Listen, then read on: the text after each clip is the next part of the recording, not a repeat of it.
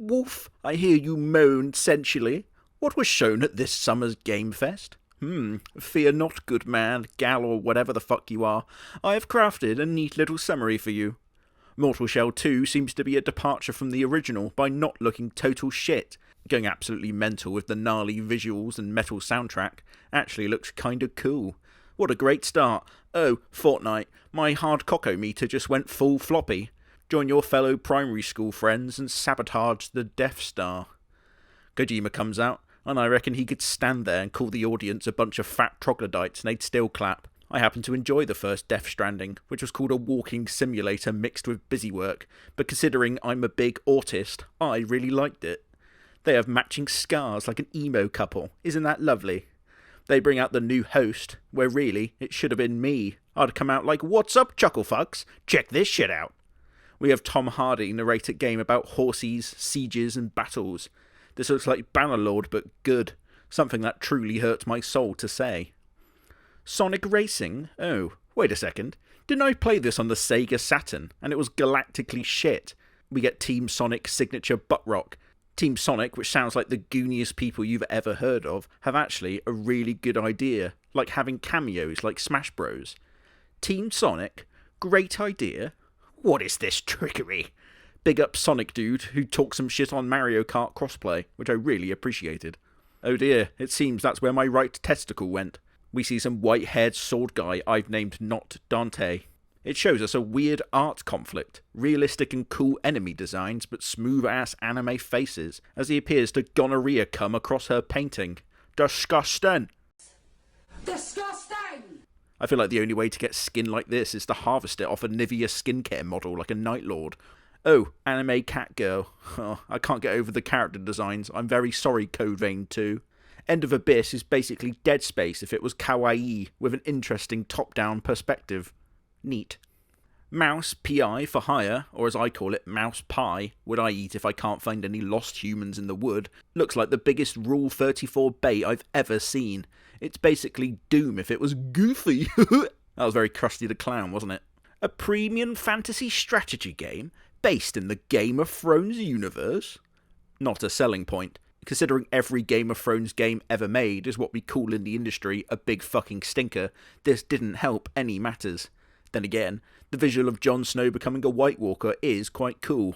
We see Space Whales in the sequel to Atomic Heart, which I won't be talking about due to their funding from former Gazprom executive and their ties to the Russian government, so fuck 'em. But they're based in Cyprus. Ah yes, Cyprus, the favoured tax haven for Russian oligarchs. Idiot. Their second game looks tailor-made for the go woke, go broke losers when you show them a shapely ass and the game hits a 10 out of 10 immediately, a la Stellar Blade. We see Marvel stuff like the old X-Men games, and honestly, I don't care. Is this Onimusha? I don't mean to be grumpy, but this looks very, very clunky. I feel like they're going for Japanese Wukong, which honestly I'm all for. This guy's like, as you all know, I sure love my puppets. I wouldn't tell people that, mate. You get put on a register that way. On a mission to save his orphanage, a coked-out puppet must rip off Mike Tyson's Punch-Out, which also looks quite fun. We have a social deduction game, where you can just start blasting. So there's no fucking way it's just not going to immediately descend into a shootout, rather than any stealth or subterfuge. Shit.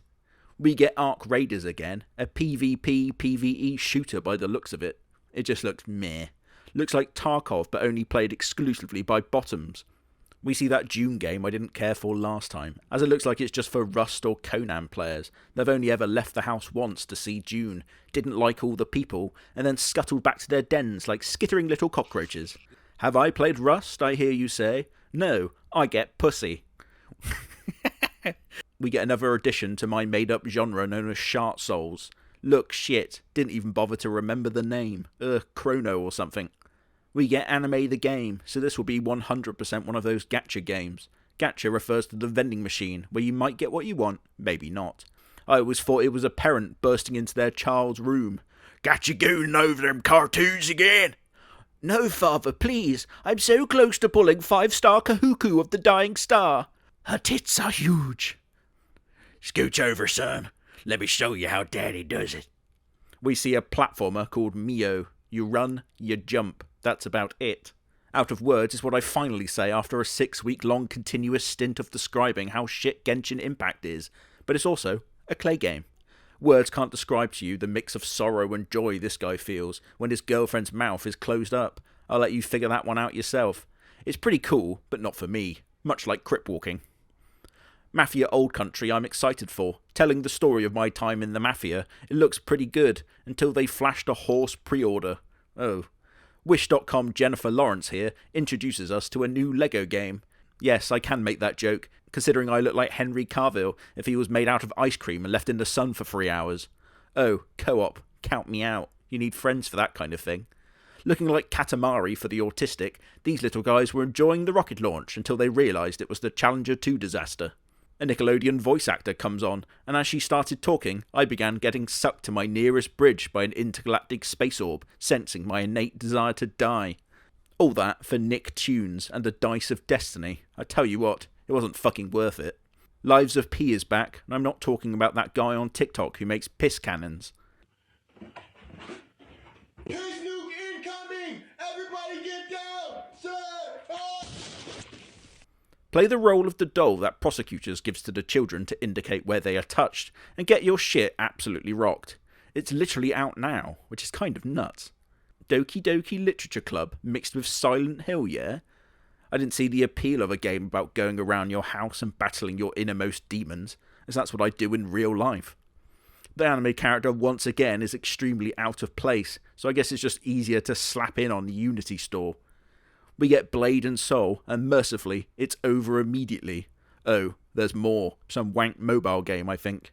Oh, fuck off, it keeps coming, like me when I feel a woman's touch.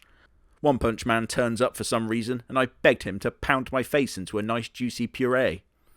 I once said that people who still enjoy 7 deadly sins suffer from the 8th secret deadly sins, which is known as being fucking brain dead, and I firmly stand my ground on that. We get Origins, which has better animation than the actual show. We get an Unreal Engine glaze, as they have their own little show that I won't be watching. Can Jurassic Park just die already? They take a slot on every show, and I'm expected to care. No thank you. As a wolf, I don't believe in cages, so if I played, I'd operate a free-range dinosaur farm by unleashing them on the public I tricked into attending. The Shovel Knight devs say that they've made the next bona fide classic, which is a massive claim, so me being me, I want them to fail. We get a VR Deadpool game. Ooh, wacky and zany. The voice actor Neil Patrick Harris of How I Met Your Mother fame has a fucking stinker, phoning it in big time. I wiped my ass on this first. You're welcome. Dying Light is back, and here's another statement I stand by. It looks like the cancelled DLC of Dying Light 2. I do like Dying Light, so I may partake. A love letter to teenage memories, huh? My teenage memories were training like a Spartan and then blowing my fucking knees out, emerging like a husk afterwards. So let's see how these American teens can relate to me. The answer, not at all. We get Chinese Hades that looks like it plays. Wank. Take out the clean cinematic and it's very mobile gamey. Developed by a dude and his mates, we have Indonesian Sifu mixed with sleeping dogs. Cool. We get a new side-scrolling game with Scott Pilgrim, and I fear that I will never care about it. But you should read the comics. How about no? The first Descendant follows the story of Adam and Eve's children as they desperately try not to be the first one that has to shag their mum. Holy Unity Store's assets, Batman. Oh, it's Scum, the game that had neo-Nazi tattoos when it first launched. Fuck off. I've seen adverts for this game everywhere, and it's done absolutely nothing to make me want it. Money well spent, lads. The game isn't even out, and they are needing to tease Agent 47 appearing for anyone to care. Speaking of Agent 47, we get more Casino Royale crossover with Hitman. Cool, but I'm not paying 15 quid for the same map, just with one room changed. No thank you. A new party game, but Lego. 2 words guaranteed to make any date drier than a desert. Wildgate, a team shooter. Yawn. Can't wait to have a 14-year-old call me a slur, as I don't have the reactions of a cobra on Walter White's crystal meth. This may shock you, but I actually thought this looked quite good. Blighted is the story of special seeds that are placed into the dead's head. Once the tree grows and the fruit is born, you may sup upon it and gain all of your ancestors' memories. This is all well and good, but it gets pretty awkward when my descendants must experience the harrowing recollection of me shagging their nan, crazy style. Oh, it's fucking Mundfish again, depicting the average life of a Russian citizen, and thus being blown up in a pointless war is preferable. Mecha Break is about, I would assume, mechas breaking. Oh, and it's got a K-pop song. If the far future is all filled with K-pop, then I think I will just tell them to not put me in the cryogenic pod, thanks. Just let me die in peace. Infantessimal, the same chance of me making any money off these videos, shows an alien race of teeny tiny creatures, telling the story of tiny people battling fuck-off beetles and robot doohickeys. We see awesome wrestler Kenny Omega forced to cosplay Street Fighter characters, which I admittedly enjoyed. We get Fortnite Capture the Flag, and it's way too zany for me. I'd rather play Sonic 06 on a Nokia 3310 than this. You couldn't make me wishlist this if you clamped my nipples to a car battery. I generally thought that this was the Wukong Studios follow-up game, but I assure you it's not. I'd sue the absolute fuck out these guys for calling it Wu Shang. But then again, China and copyright don't exactly go hand in hand. Is that Wu-Tang? It is. As you would expect, I like the Wu-Tang Clan, as I am indeed a black icon, and it looks pretty cool. If it's Hi-Fi Rush mixed with Wu-Tang, then I'm absolutely sold. Mainly because Wu-Tang ain't nothing to fuck with.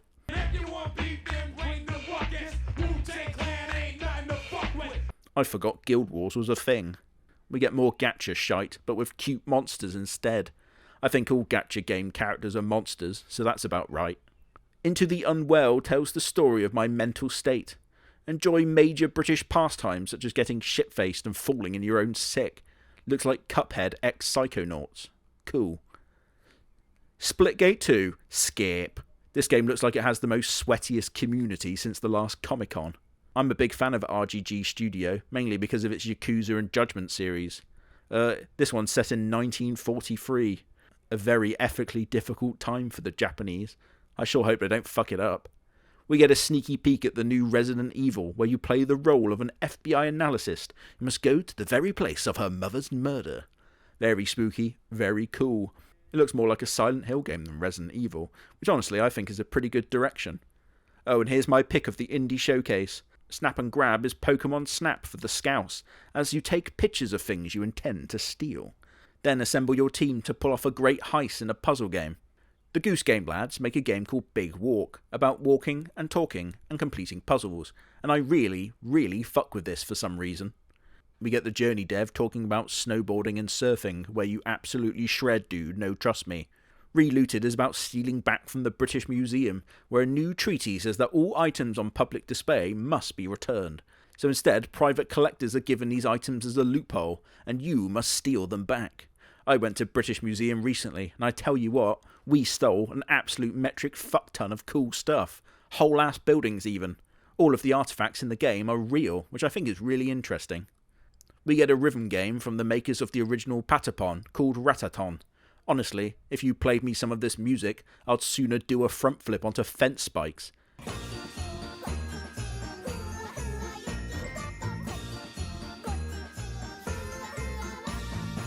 The UN have denied my request to find the children's singing class that sung this, for fears that I will fire one of my many intercontinental ballistic missiles at it. I was pretty disappointed in Ficks Thieves, as I thought it was spelt with 2 C's instead, and I got all sweaty and horny. It's a multiplayer thieving game, so once again the Scouts are eating good today. Rob the locales and other players, and get the loot. So that was Game Fest. 6 maybe at push. Game of the show. Big Walk. Why? Because fuck you. Bye.